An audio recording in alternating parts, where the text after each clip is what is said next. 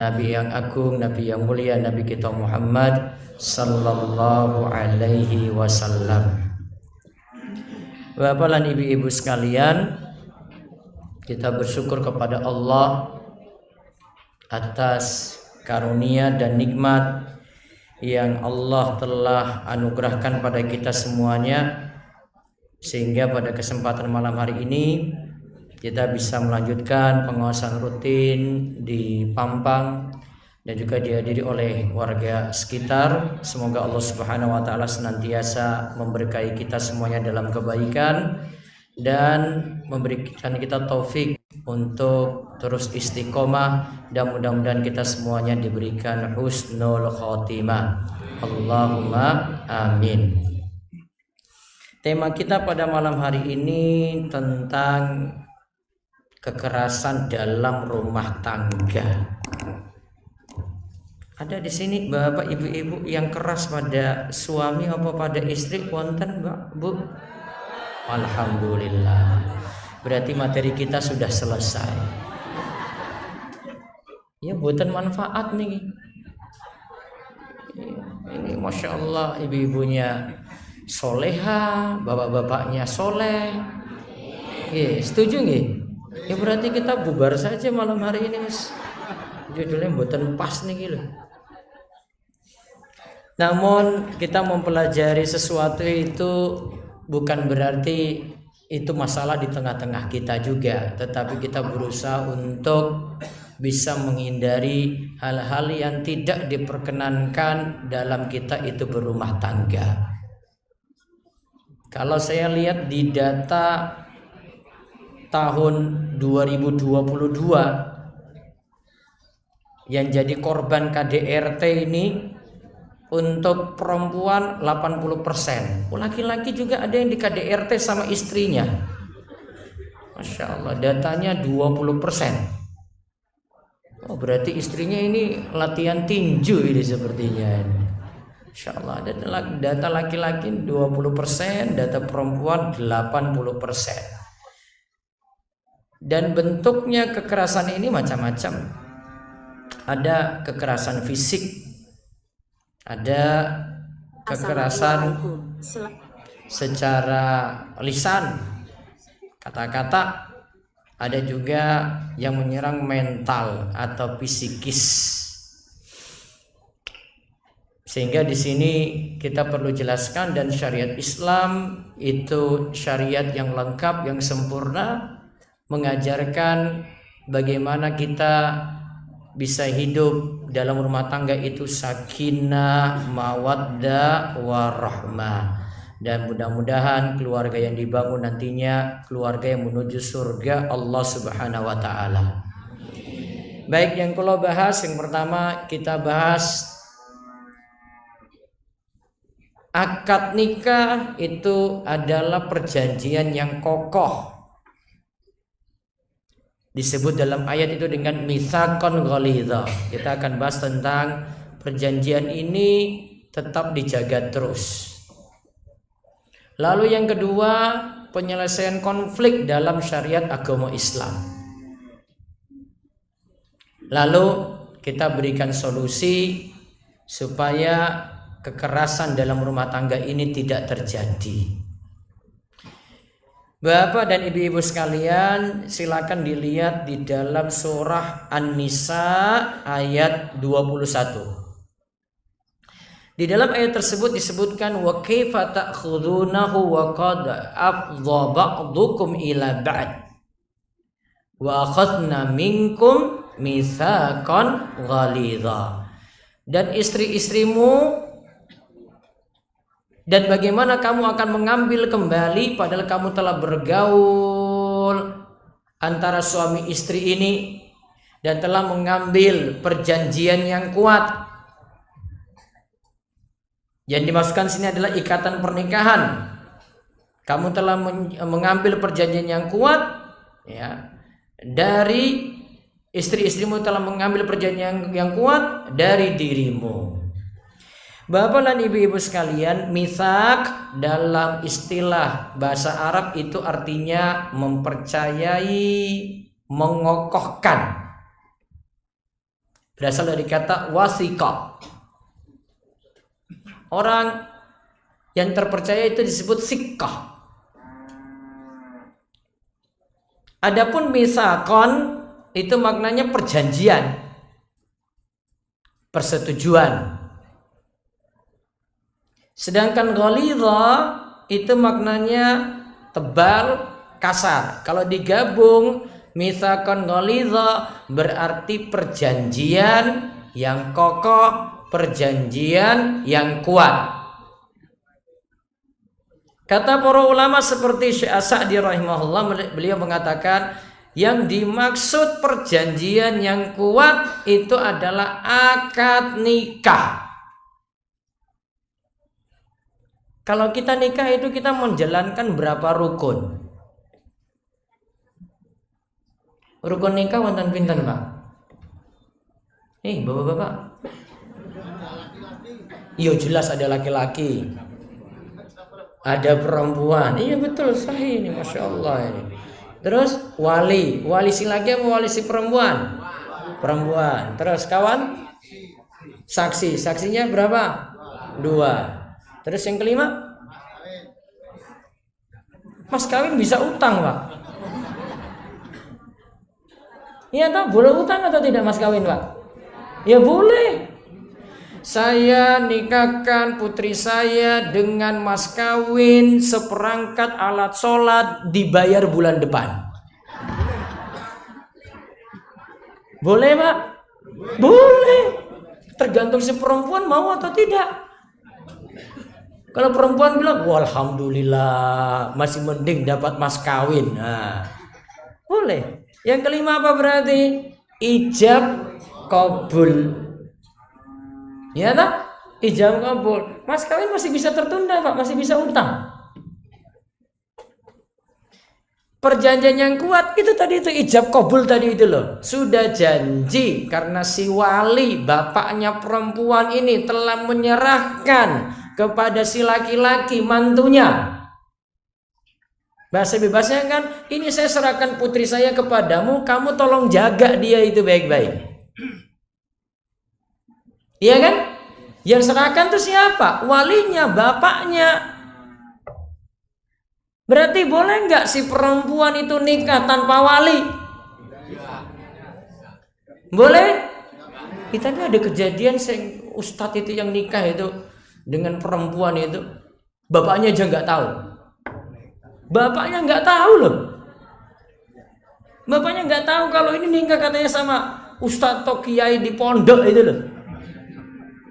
Boleh kayak gitu? Bapaknya masa nggak tahu sebagai wali? Itu nikah kayak apa kayak gitu? Nggak bisa. La nikaha illa bi wali. Tidak ada nikah kecuali harus ada wali. Masa tadi bapaknya yang besarkan si putri tadi itu nggak tahu sama sekali anak putrinya itu nikah, tiba-tiba dimasukkan di pondok, ya langsung itu sudah punya suami. Kepiye, Pak? Ya bisa. La nikaha illa bi wali. Nikah itu harus dengan adanya wali. Nah, ketika sudah terjadi ijab kabul, akad nikah itu, maka misaqon ghalidha sudah ada. Ini sudah jadi ikatan yang kokoh seperti tali yang kuat, itu tetap dijaga terus, jangan sampai putus. Dijaga terus itu. Kata Syekh As-Sa'di lagi, beliau katakan yang dimaksudkan adalah akad nikah juga menjalankan tanggung jawab sebagai suami. Itu masuk misaqon ghalidha lagi. Berarti konsekuensi dari akad nikah, yang jadi suami jalankan kewajiban sebagai suami, terus menjalankan kewajiban juga sebagai istri.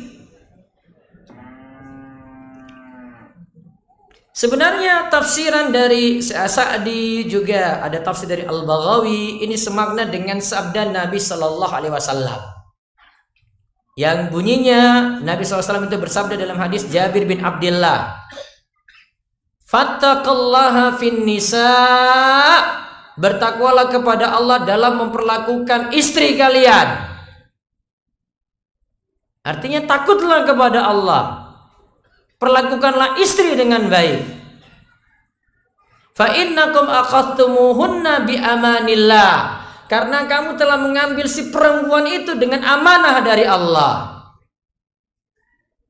Berarti si perempuan yang kita ambil sebagai istri itu amanah. Yang amanah itu apa? Nggak boleh disia-siakan. Wastahlaltum furujahunna bi kalimatillah, dan kalian telah menjadikan istri itu halal sehingga sah untuk hubungan intim Allah. Sudah sah itu untuk hubungan. Ijab qabul membuat jadi sah, jadi halal. Berarti tanpa ijab qabul tidak ada pernikahan, statusnya apa? Zina. Walakum alaihinna alla yuti'na furusyakum ahadan takrahunahu. Hak kalian, wahai para suami yang mesti jalankan istri, tidak boleh ada seorang pun yang tidak kalian sukai menginjak permadani kalian. Jadi nggak boleh itu istri itu masukkan sembarang orang dalam rumah.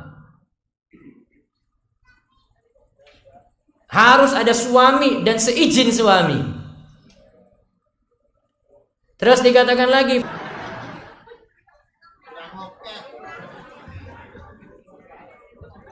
jadi dalam hadis tadi itu sama seperti apa yang tadi disebutkan dalam ayat, misalkan ghalidha, ketika sudah terjadi akad nikah, maka itu berarti pegang amanah. Kan tadi si wali itu sudah serahkan pada si laki-laki, kamu tanggung jawab ngurus putri saya. Yang namanya amanah itu pegang baik-baik. Yang namanya amanah nggak boleh disia-siakan. Betul nggak?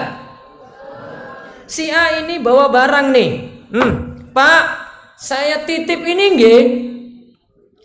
Nanti sore saya ambil. Berarti barang yang dititip ini kan cuma dititip saja, tidak boleh dipakai, nggak boleh dirusak, nggak boleh dipinjamkan pada orang lain. Itu kan namanya barang titipan, amanah.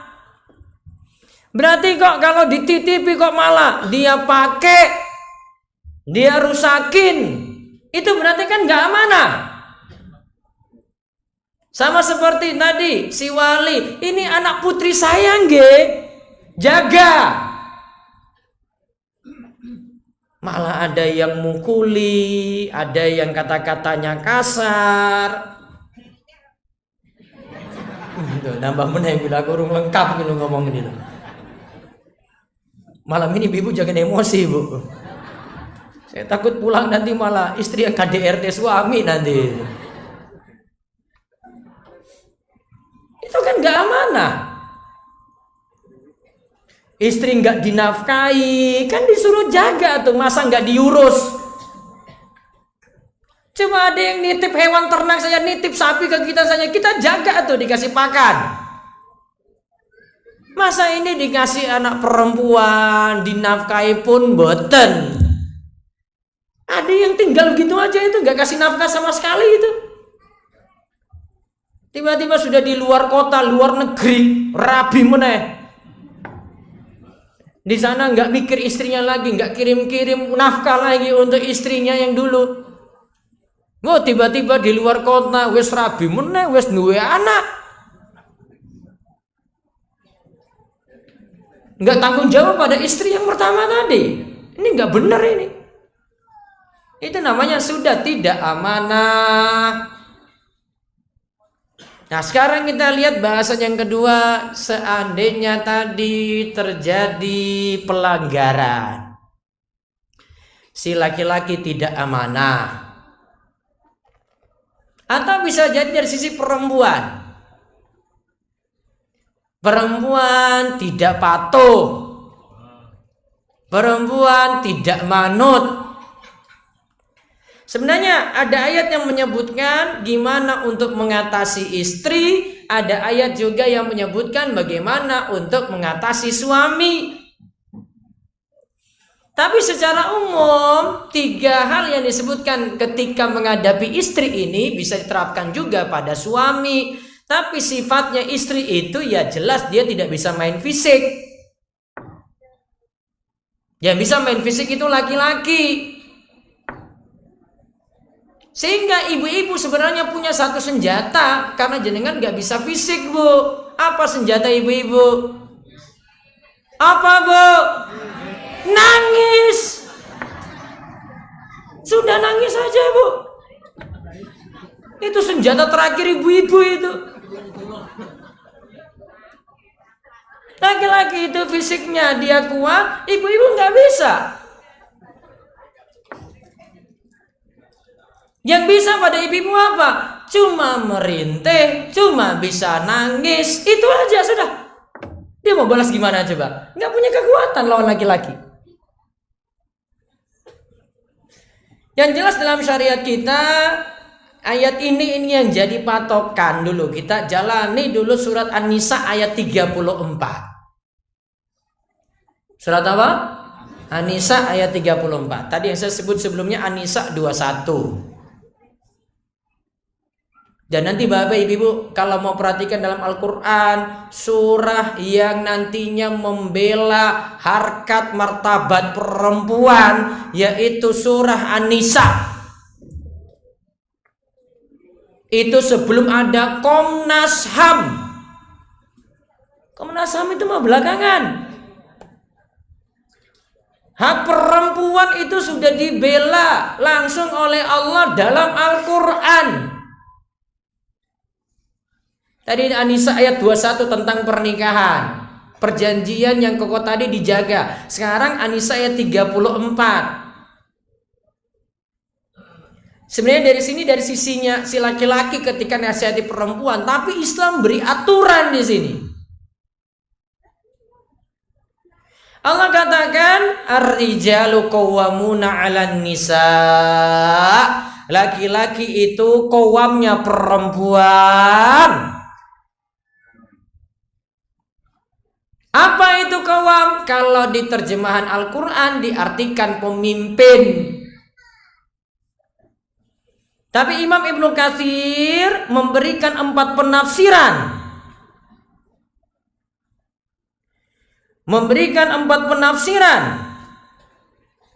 Untuk pengertian qawwam tadi di An-Nisa ayat 34. Kata Imam Ibnu Katsir, qawwam itu artinya ra'isuha, laki-laki itu kepalanya. Kepala itu di atas apa di bawah nggih? Atas. Kemudian yang kedua, qawwam itu artinya kabiruha, si laki-laki itu seniornya. Kan ada junior, ada senior. Kemudian yang ketiga, laki-laki itu wal hakim 'alaiha, pemutus perkara jika ada masalah. Besok ini anaknya nanti dikasih nama siapa? Istri punya usulan, suami punya usulan. Mungkin istri ajukan argumen kayak gini-gini. Oh, saya senang anak saya gini. Tetap nanti keputusannya pada suami. Si istri pingin anaknya sekolah di sini, suami juga ini.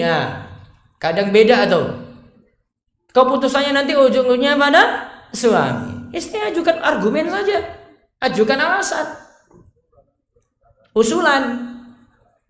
Nanti yang putuskan suami. Wal hakim 'alaiha. Kemudian yang keempat kata Imam Ibnu Katsir, wal mu'addib, pendidik. Idza i'wajat, ketika istri itu menyimpang. Maka coba kita rinci tadi. Yang pertama apa? Qawwam, makna pertama apa tadi? Pemimpin. Sifat pemimpin paling utama itu teladan. Laki-laki itu teladan. Istri dia meneladani suaminya. Kadang konflik dalam rumah itu terjadi karena posisi suami tidak jadi teladan, sehingga istri itu nggak nganggap dia jadi pemimpin. Wah, suami gue sholatnya telat, suami gue subuh ora tangi. Coba kalau suami itu gak bangun subuh, coba ibu-ibu ngapain coba kalau lihat suami kayak gitu? Nguring nggak? Ibu-ibu, jangan-jangan jenengan juga nggak bangun. Malah betul bapak ini. Kadang kalau istri lihat suami kayak gitu, wah bojo iki malas tenan, ngomel dia. Kenapa? Posisi suami itu tidak jadi rois, tidak jadi kepala, tidak bisa berikan teladan. Terus yang kedua apa tadi? Kabiruha, senior. Sifat senior juga jadi teladan biasanya. Kakak kelas yang ada di sekolah itu biasanya ditiru oleh adik-adik angkatannya. Coba aja lihat kalau kakak kelas tuh sukanya tawuran, adik kelas ngapain? Tawuran juga sama. Wah, dulu kakak kelasku kayak gitu kok. Namun kalau kakak kelasnya baik-baik semua, adik kelas niru. Terus yang ketiga apa tadi? Hakim, pemutus perkara, dia ambil keputusan, dia ambil kebijakan. Dia jadi orang yang bijaksana. Terus yang keempat tadi apa Pak? Pendidik. Jadi yang mendidik istri itu siapa? Suami. Tapi kebanyakan suami itu sibuk kerja. Suruh hadiri pengajian malas. Suruh dengar tausiah malas. Wah, apalagi yang memberi tausiah istrinya langsung. Wah, lebih marah lagi itu. Rata-rata bapak itu nggak mau dinasihati oleh istrinya langsung, betul? Senyum-senyum baik bapak itu. Emang prakteknya kayak gitu, sulit itu. Pemimpin ya, tapi pemimpinnya ngeyel. Gimana yang bawahan itu nggak muring? Maka posisikan diri jadi pemimpin, jadi teladan, jadi pendidik. Kalau suami posisikan diri kayak gini, dia dirinya itu bagus, istri ngikut. Masalahnya itu si suami nggak jadi kowam. Tapi memang butuh saling nasihati. Ketika suami itu salah, bisa saja istri ingatkan, jangan dibiarkan. Ketika istri salah, suami ingatkan juga, saling menasihati. Tapi memang ada dalam hadis disebutkan tuh sifat perempuan yang itu malah buat suaminya sesat juga. Ketika Nabi SAW disebutkan di antara sinfani min ahlil nar, dua golongan yang itu dinyatakan masuk neraka, menjadi penduduk neraka. Nabi katakan kasiyatun ariyat, wanita yang berpakaian tapi telanjang. Apa yang dimaksudkan berpakaian tapi telanjang? Dia itu pakai baju tapi auratnya masih terbuka. Auratnya masih terbuka. Atau pakaiannya tipis, pakaiannya masih kelihatan bagian dalam tubuhnya. Kemudian Nabi SAW sebutkan apa? Ma'ilatun mumilat. Di antara sifatnya kata para ulama, ada wanita yang sesat, ada wanita yang keliru. Dia ngajak suaminya juga untuk sesat. Jadi ada si tipe perempuan itu buat suaminya juga jadi sesat juga sama. Itu istilahnya ma'ilatun mumilat. Walaupun ada tafsiran yang lainnya lagi. Ada yang katakan model rambutnya si perempuan itu dia sisir miring, sisir menyamping. kemudian dia membuat orang lain juga ngikut-ikutan seperti itu. Dan kalau tipe rambut seperti ini sejatinya di masa dulu itu tipe rambut yang membuat laki-laki tergoda, membangkitkan syahwat. Kemudian dia ngajak-ngajak lagi orang lain. Nah, itu sifat diantaranya tafsiran yang lain dari ma'ilatun mumilat. Baik, kita balik tadi masih An-Nisa ayat 34. Ar-rijalu qawwamuna 'alan nisa. Sudah. Terus, bima faddalallahu ba'dhum 'ala ba'd wa bima anfaqu min amwalihim. Dan Allah telah melebihkan laki-laki atas perempuan karena laki-laki itu telah menafkahkan sebagian dari harta mereka pada perempuan. Berarti yang kasih nafkah siapa, Bu? Suami. Nafkah berupa apa saja? Tadi sudah disebutkan tadi. Ada sandang, ada pangan, ada papan, dan pendukung 3 hal ini. Itu rumusnya itu. Nafkah itu apa? Ada sandang yang mendukung sandang, ada pangan yang mendukung pangan juga, ada papan yang mendukung papan juga. Sandang berarti pakaian. Namun orang tidak hanya berpakaian saja. Untuk pakai pakaian butuh mandi. Betul nggak, Bu? Masa orang cuma pakai baju terus nggak mandi? Nah, itu mendukung cara berpakaian namanya. Terus untuk pangan, yaitu makan. Untuk makan itu butuh alat-alat masak. Iya kan? Untuk papan, ada rumah, ada tempat tinggal, meskipun ngontrak. Yang paling gampang itu tinggal sama orang tua atau mertua. Boleh nggak? Boleh. Wong Pak Ustadz aja tinggal sama mertua. Ya karena nggak boleh dibawa kemana-mana, ya wes saya ngalah aja. Manut. Laki-lakinya yang ngalah. Ya daripada nggak jadi sama si perempuan. Iya toh ibu-ibu. Sayangnya saya KKN-nya itu di Warak ya. Kalau KKN-nya di Pampang mungkin karo wong Pampang berarti. Papan itu nanti standarnya itu bukan rumah punya pribadi, salah. Rumah disediakan walaupun ngontrak. Jadi kadang jangan pakai standar orang kota. Wah,